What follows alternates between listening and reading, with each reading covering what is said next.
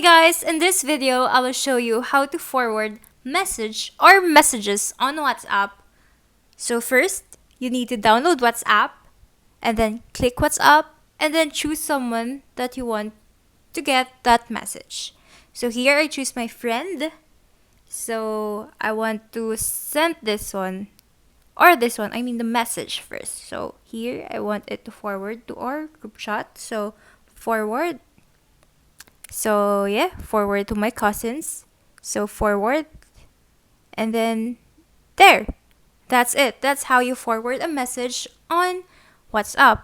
And additional, if you want to send a GIF or GIF to our group shot, so here you need to long press, choose forward, forward to my cousins again. So yeah, forward. That's it. So I hope this video helped you. Thank you for watching. Have a great day.